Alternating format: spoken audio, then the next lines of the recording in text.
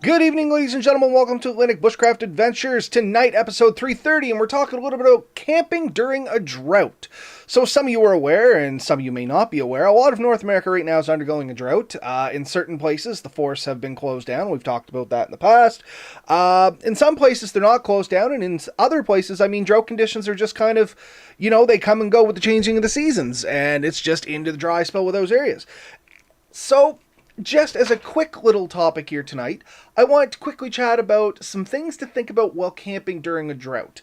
And of course, the big one that everybody thinks about, and we might as well take care of it right away, is there's of course going to be an increased risk of fire and all that good stuff. Which, yes, there is. There's less water, things are going to be drier, things are going to burn easier, which could be a benefit or detrimental to you. I mean, as you let it get away from you, you could create a massive fire. You know what I mean?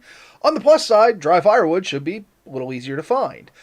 Once again, depending, especially if you're in a drought, check your local your local regulations and policies, or any stipulations or bans that may be in effect before you go out in the woods and start lighting fires. Like, you may be allowed in the woods, but you may not be allowed to burn. Maybe you can't go in the woods or burn. Maybe you're allowed to do both. I don't know. But in these conditions, there are other things to talk about as well. Steve joined us there, the Drifting Spore. Hey, Steve, thanks for stopping in. So why don't we get your thoughts on this, Ben? Because I did kind of spring it on you pretty quick. You didn't have a whole lot of chance to practice or think about this here. So what is your thoughts about camping in a drought? Is there anything you wanted to talk about or think about before I start chasing down rabbit holes? Well, I mean, trying to think of it, last week is kind of what I did. So, and we weren't doing like super backwoods camping and stuff. But yeah, in a drought, you do have some things to consider. I mean, right down to where you set your equipment up. Some people might think instantly, "Oh, you don't have to worry about flooding and stuff." But in a drought situation, the ground is much less capable of absorbing the moisture if it does come.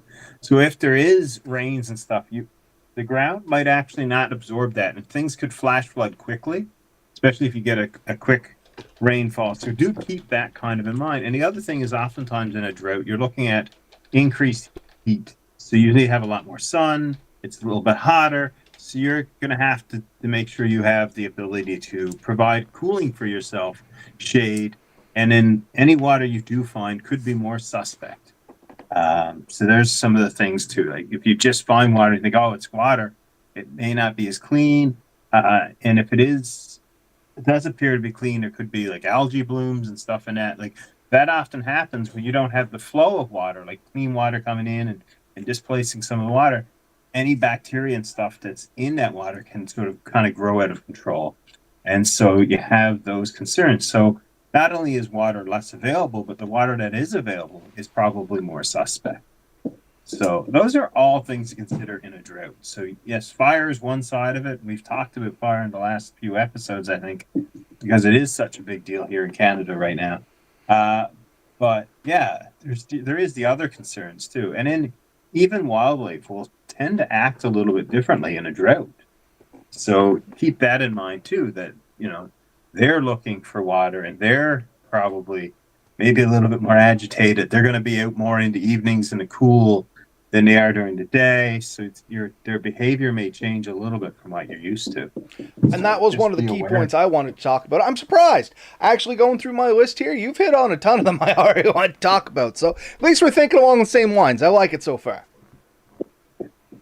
Yeah, so those are some things to think about. I mean, first thing, if you want to bring it to, just before you leave, just make sure that you've considered that, and you've probably packed extra water and figured out where refill points could be and how you can purify the water you are going to find and use, right? So that's before you even leave, make sure you're prepared for that, and then make sure you have a plan to how you're going to keep yourself cool and comfortable while traveling.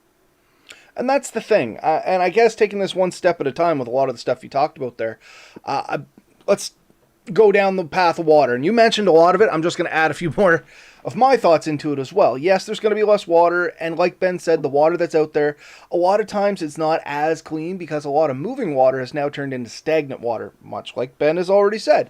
So you got to be wary of that. And weather and rain. Just because you're in a drought, you can still get rain. It may not be a lot. And the other thing to remember, which Ben kind of mentioned as well, is where it is dry, that ground gets a lot more compacted. So rain immediately on top of you is also a worry, as well as any rain that may be happening like up mountain of you or something like that, depending on where you're camping, because you're going to get a lot more runoff, and it's going to build a lot more speed coming down because that ground is compacted a lot more, and it's going to run down that. And you could get like mud slicks and stuff like that a lot more readily, is what I found. Like that top layer, it catches a little bit of the moisture, it gets really slimy, but then everything underneath is dirty, or dry, I should say, which makes great conditions for slipping and scraping is the big thing I think of in a drought is if you do get a little bit of water, you get that little thin superficial layer of mud that makes everything just kind of greasy, and then it's hard underneath, so you'll slip, you'll clear that mud out of the way, you'll fall, your leg will hit it, and you end up usually, in my experience anyway, tearing yourself up a little bit more if you're not careful about it and thinking about it. Walking stick comes in great here, just giving you that third leg especially. When the conditions are a bit more slippery. And I guess that's the big thing I want to talk on is if you do get any moisture, it tends to be a little bit more slippery. Or at least that's what I find in muddier areas. You know what I mean? Does that make sense, Ben? Does that track with you, or is this just my opinion going awry here? Yeah, it does track. I mean, when you do get a drought condition, the drier soil sort of locks up. And that's what it does happen. And the moisture underneath is kind of trapped and it slowly bleeds out or drains away. And then new moisture comes in and it picks up that loose dust that's been blowing around the top and sort of gathers that up. It can't go down below. And so that creates that slickness of it. And also potential like landslides and just flash floods. Like it'll just kind of, it's dirty water too. It's not like the water coming through is going to be clean. It's going to have a lot of dry debris that was very dry captured within it. So it can be messy for sure. And every drought ends. So, you can't plan on it ending, but there's a good chance that somewhere along the lines that it will again rain. And so if anyone's ever seen rain in a desert, it's quite abrupt and it changes the environment really quickly. So yeah, that's definitely something to keep in consideration, right? And along the lines of that dirt, just before we bounce on, be more compacted and stuff. Depending on if you were going to be foraging, a lot of your vegetation changes because of the lack of water and those tap roots not being able to go down deep enough to get that water. So a lot of stuff doesn't grow as well, especially if you're planning to like dig for worms or something like that. If you're going to go fishing, little things, you know what I mean? Oh, I'll just dig some worms or flip some rocks when I get into the woods. Well, a lot of those, damp places that worms and bugs used to hang out, they're now powder dry. Nothing's really hanging out there. And if you bring one of those little cat hole shovels or something like that, expecting to dig in the nice, soft, moist ground, you're only going to get that next to the river if the river is still flowing with enough water going through it to make the ground dry, and it has it all just kind of condensed in onto the rocky areas. So little things like that, and people don't think about that much. If you got to dig cat holes when you're going to the bathroom, that's going to take a little bit more effort potentially because, once again, ground is drier, it's more compact, it's harder to work with. It's just something to think about in the back of your mind. It's absolutely still doable, but it does add a little bit more challenge, a little bit more calories that are going to be put out through the end of the day. Like I said, just back burner stuff. So we've talked about water and kind of how it affects the area and your drinkability and stuff like that. Was there anything else on water before we move on, Ben? No, I mean, we've talked in the past a lot about filters and boiling water. We don't have to talk about purification. Just be like aware, like, it is potentially dirtier and some hungry animals will be hanging around it. So, which is going to be my next point, wildlife. Yeah. Okay. Let's get to wildlife. So, there is going to be a change in wildlife, and I can't predict exactly what it is, but if you've been around wildlife and you see it acting differently, it's probably because their environment has changed. And one of the things is drought. So, like I said, they're smart. I mean, you take a look at the average dog in a hot weather, it's going to scrape up a bit of soil and lay on the dampest soil it can find and wait till it cools down.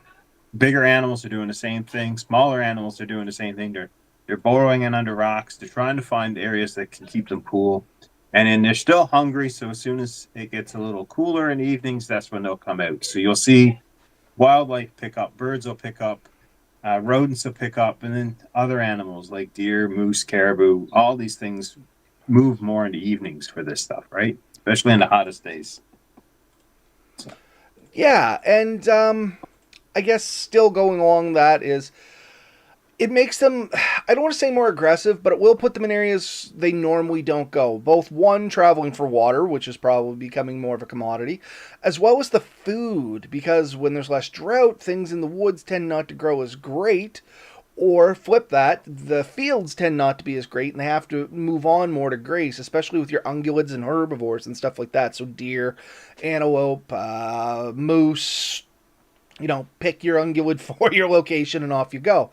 Bugs is another big one that I wanted to bring up on this list. So where a lot of those wetter areas are and you get a lot of flies and insects and things like that, them drying up may change the bugs that are in the area. So now instead of getting mosquitoes and black flies, you may end up getting a lot more like moose and horse flies, or potentially ticks or beetles or something else may come into that area. So if you're preparing for one thing, something else may come in on top of you as well. It might be worth scouting the area out to make sure that you're well prepared for whatever could be there. Excuse me, along with all these deer and stuff moving along perhaps further distances, and I mean, this is all hypothetical and theoretical. There's going to be things that act differently according to this, so this is not the broad brush to paint everything, but in general, because there's a lot more of these things moving, I do find that ticks this year have been significantly more for those of us that could get to any stretch of the woods. There is a couple counties here in Nova Scotia that they have opened up. It's generally the more northeastern section that's been opened here. But the ticks seem to be a little bit higher, and I'm pegging that up to a lot more animal travel. And because, at least for here, where people are not in the woods, the animals seem to have regained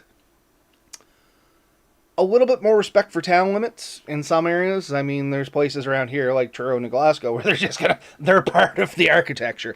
But in some of those outlying rural areas where we used to get a lot of bear complaints and stuff like that, I've noticed them go down a little this year, and I don't know if that's corresponding to the drought or not. It's just something interesting I noticed this year, and I'm curious. I might do a little research on that to see if maybe it's a decline in the population. Maybe the spring was bad because it has been kind of a dry year here all the way around, or if there's something going on where they can stay in the woods more because people aren't pushing them back. Because with all these conditions that we got going on, I mean, it's not just people not going into the woods. A lot of like companies that work in the woods exclusively have had to restrict their hours and like put massive restrictions in place for what they can do. My father, who's just a truck operator, and I say just a truck operator, but who is a truck operator that worked for a company that dealt with forestry, they were limited to like 6 hours a day that had to be between midnight and 6 a.m. or something like that. From a company that normally had nobody working at night, that's the only time they could get in the woods to get anything out, which was, It was kind of weird. So a couple comments floating in here. Danny and Steve talking about the Northern Lights there. There was the Northern Lights for a lot of North America here the last 2 nights. I didn't get to see much of it with my naked eye. I benefit enough that my bedroom window faces north, right where they normally come in, the northeasterly kind of corner there, and I can get up in the middle of the night. I take a pill, like it's a diuretic, so I have to pee a lot through the night, and every time I get up I could look out the window for a few minutes and see if anything was coming. I didn't get to see anything this time, and about a month ago there was a Northern Light thing where everybody complained they didn't see nothing, and it was spectacular here. So I think it's hit and miss, but I've seen tons of nice pictures online about it. You have to remember when you find water, everything else in the woods needs access to it. Maybe shouldn't set up camp poolside. This coming from Steve the Drifting Spore, which is kind of what we were saying. Wildlife could act a little differently. It's something to keep in the back of your mind. I don't think I would necessarily set up right on top of water like I normally would when it's in abundance. I wouldn't stray too far, but I wouldn't be in the area that looks like everything is going to the water at either, for sure. I don't know. There are recommendations for distances and stuff, and I think there's even some, but it varies from county to county, from state, province to province, and probably even state to state. But a running number is like 150 to 300 feet is where they expect you to stay away from water for a lot of these types, especially if you're backwoods camping.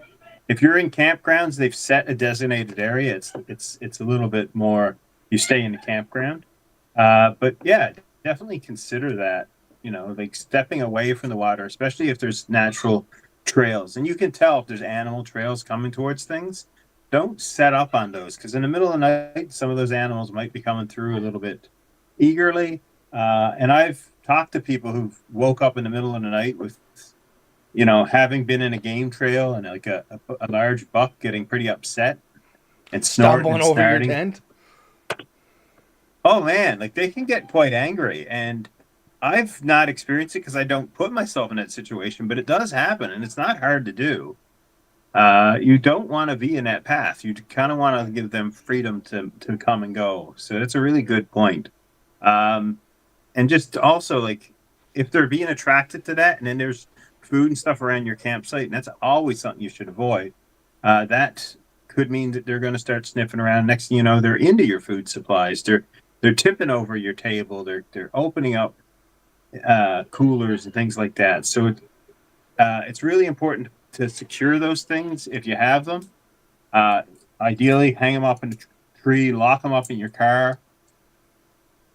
Um, Keep them away from yourself so you don't track animals to yourself, but put them in a secure area that animals can't get to. And I've tried different tricks. I've even like putting large rocks on top of things if you can't do anything else, just to prevent things from getting to it. Helps a little bit. But for the most part, yeah, just hang it where they can't get it, or secure it in something that's more secure than the fabric tent or whatnot. And it's very disappointing if you carry food in to have something else eat it on you. So, yeah, protect that, right? No, 100%. And yeah, always good things, not just for when during a drought, all good things to think about when you're just camping in the woods in general when it comes to food. I had something in the back of my mind I want to talk about, and I was trying to remember to not forget about it, and it's gone. Any case, another point that I did have here on my list is the area where you camp may not be the same as what you remember it, and that just comes with the changing of stuff. Like I know a couple of the spots here that I would normally camp at, which I haven't been able to access. I haven't been able to get out on the ATV trails. It's been depressing. But a couple of friends of mine that still work with natural resources and travel the areas looking for people that are in the woods have told me some of the places back there are unrecognizable. Just from drying Right. out and trees in rocky terrain. Now there's no soil holding it down. A lot of trees have fallen over in a couple areas. And they're like, yeah, it's just not recognizable anymore because it used to be kind of a moister area on one side, a little bit of swamp, a lot of like black spruce coming up. It all dried out. And now there's nothing really holding those trees down. And they're all starting to come in on themselves. So a lot of the areas that used to be nice where I would go, not necessarily as nice anymore. Once again, definitely worth a scouting trip to check these things out so you don't bail in there with a whole bunch of gear and realize you don't want to be there. You got to go find Yeah. somewhere else.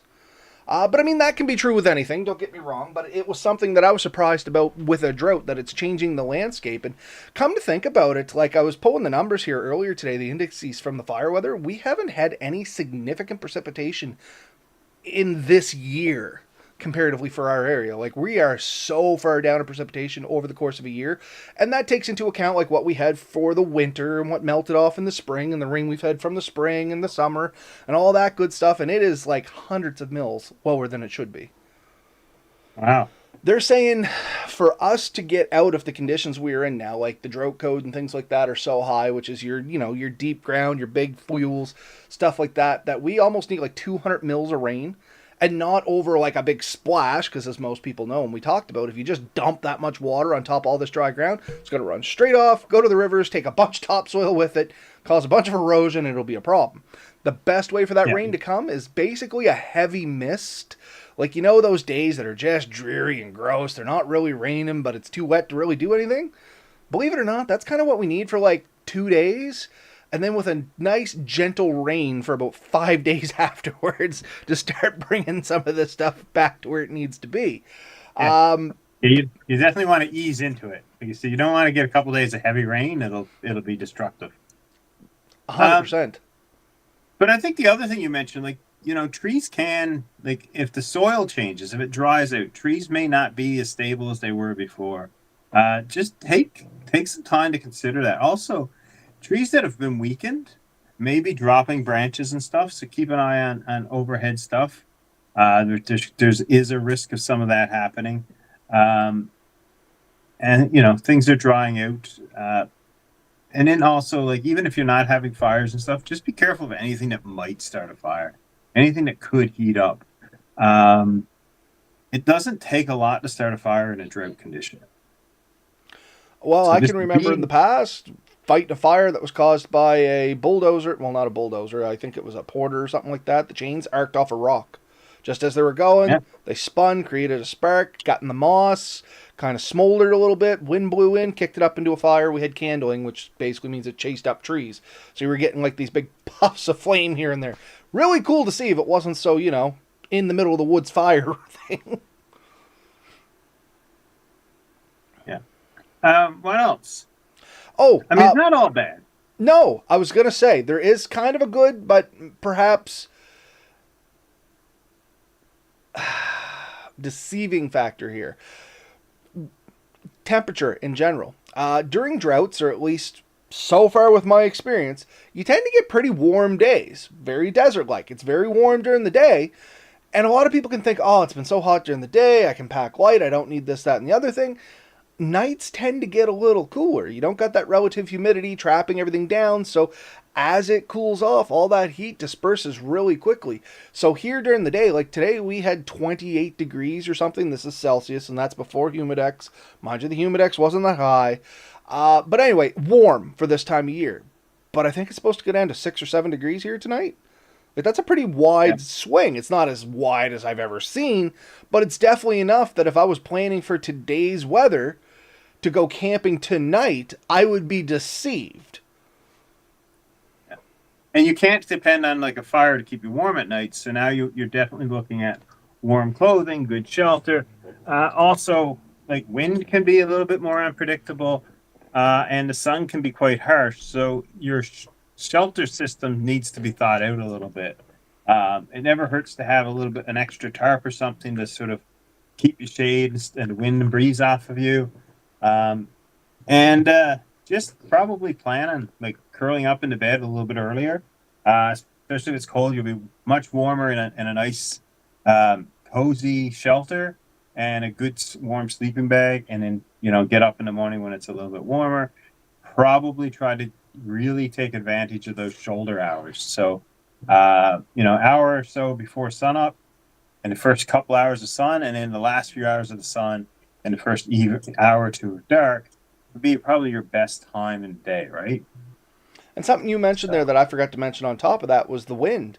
You tend are going to have higher winds in the morning and evening when you get those temperature differentials and you get, like during the when the sun comes out, because it's still so strong this time of year, you get a lot of that initial heating, which gives you a lot of thermal updrafts and it pulls a lot of the air in. Um, Let me make sure I'm getting this right here. Pulls it inland because the cold air moves in off the water and wants to be lifted off, as at night that air wants to come down and go back out onto the water. I think I got that right, man.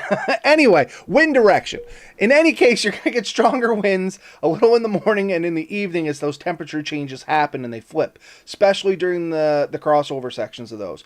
And yeah, it's, the good news, they typically won't last as long into the night. They'll just be a little more aggressive when they come on. Same as in the morning, they won't start as early, but they'll be more aggressive once they actually start. And then they'll dip off fairly quick too as the temperature balances out and you get less of a difference from the cool to the hot. But it is something worth noting. If you're going to bring a flimsy little tarp, all good and dandy, but you may want to pitch that almost right to the ground to keep that breeze from coming in, even if you're in a hammock getting under you for the night. Because, cold bum syndrome. It's a thing, especially if you get a breeze going on through there. You might be perfectly happy otherwise where you're protected, but a little breeze coming up underneath you, it can ruin your whole night. Also, may yeah, want to figure out where the winds are coming from so you can set your shelter up more appropriately to those sides. You don't want your ends yeah, facing the wind so you have a tunnel. Sometimes if it's really hot and sticky at night, that's awesome. Not really the time of year that you want to be doing that. You want to try and break as much wind as you can, because your temperature changes are going to come pretty hard and fast. yeah. If you set your shelter up right, if you want more wind, you can adjust your tarp for that. But make sure you set it up so that in worst case scenario, you can shelter yourself to the best of your ability. It's one of the reasons I prefer a square tarp over a diamond tarp on a hammock. It does mean you only really have protection from the wind from a few degrees. Where with my square tarp, Tarp. I can squeeze the corners down and get 360-degree shelter. I've been very fond of my hexagonal tarp for the same reason, but I am limited with some of the stuff I can do with it. A couple of those extra angles, they just don't serve any real purpose except for one or two very specific instances. But in any case. Yeah. So other than that, I mean, again, you're in a drought situation. Probably food is the last thing we should maybe bring up because we are getting closer. I highly advise you to take food that can be eaten without fire. And that doesn't mean you have to have cold food. There are systems out there that can heat your food without much fire or any fire. So some of the ration packs, I think they have like a sodium in it. You drop the water in, or you break the container, and it heats up internally. That's a neat system. I've never used it. Or things that are very, very more flame controlled. So what I'm thinking about is, what was the stove where you can literally hold it in your hand while you're cooking? I know the one you're talking about. Maple Fire made a copy of it. Yeah, but I can't remember the original name. Jetboil. Jetboil. Thank you. I was going to say, I seen one for sale 2 weeks ago. I don't know what the rules are on those, but yeah, the flame is very much contained inside. There's vents that kind of like radiator that contains that heat in, and it gets very well used. They're very efficient. Something like that might be a more appropriate choice, but definitely choose things that don't require that as much as possible. Things like the overnight oats, where you just soak your oatmeal all night, it'll be good. The other thing, and it can help a little bit, is using the solar energy to heat your food up. And I've tried that with even just like a black pot. You can warm water quite a bit. And that doesn't give you like boiled water for tea, but it can give you a warm meal if that's something like your oatmeal, things like that. But yeah, there's plenty of cool food that you can take. Trail mixes, salads, things like that. You can eat pretty well anytime, and it's much more enjoyable than having to struggle with other options. Cured right? meats are a good one to take. Beef jerky, pepperettes. Make your own home jerky. Great way to learn. Good thing to take with you. Yeah, I love a nice hard cheese that's wax covered. I'll take those on most of my trips. Oh, you got me hooked on those Baby Bells. Even Mel's making fun of me about it now. I got 2 bags. I don't know if it's on sale in your area. Walmart has the 6-packs on for $1.50 or something. Oh, yeah? The only thing is they're Lilo and Stitch branded, but as long as you're cool with that, no affiliation, by the way. Hopefully that doesn't get us. Well, we're not going to get demonetized. I can guarantee you that, but hopefully it doesn't get the video pulled down. Anyway, yeah, as long as you're cool with the Lilo and Stitch packaging, man, I went and bought them out. That was very entertaining.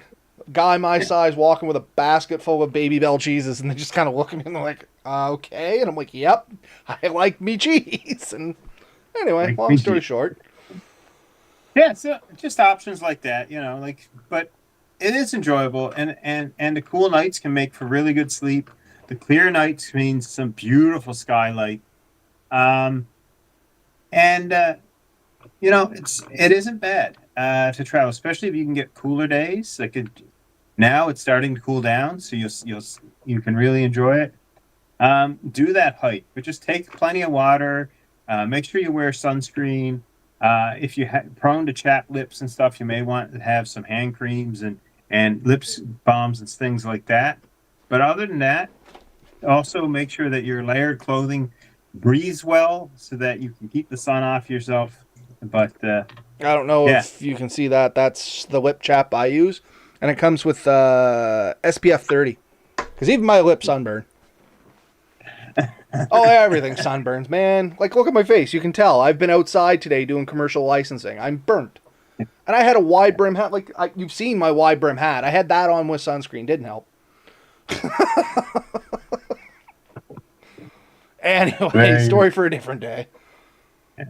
Anyways, camping in a drought, definitely doable. Just take into consideration. I mean, it's like everything. Consider your environment and plan for it. It's still good, still worth doing. As long as you're allowed to. I know you guys are still restricted. I'm sorry, but I mean, once again, like we talked about last weekend, a lot of us doing backyard camping. Propane fire pits have become very popular. We can't have any kind of open flame. Propane fire pit is about the only one that's not considered an open burning flame. At one point there, they were even talking about giving people with charcoal barbecues a hard time, but I that might have just been rumor, honestly. A couple of years ago, we went camping up here, and it was just when Jasper burned. And on the trip, like that was one of the things they were dissing certain things, and we actually picked up a charcoal barbecue, thinking that we would be safe for that, where we weren't going to be able to have fires. And the first place we went is like no charcoal barbecues. So we had the little hibachi style one, you know the one? And so now that sits at the camper and barely used because we weren't allowed to use it. Oh well, at least get a barbecue out of the deal. But yeah, I think you kind of summed her up there, Ben. We're coming up. Well, we're over our 30 minutes now, so just as good a place as any to finish her up for the night. Wasn't meant to be one of those, high debate topics, but it was meant to get you thinking. There is more to think about than just, fire when it comes to drought. That is the big one that everybody thinks about, and it's definitely one to worry about. But there's a lot of other things that come with a drought. All right, folks. Thanks for joining us. Thanks to Steve and Danny that joined us in the comments. And we'll see you all next week. Night, folks.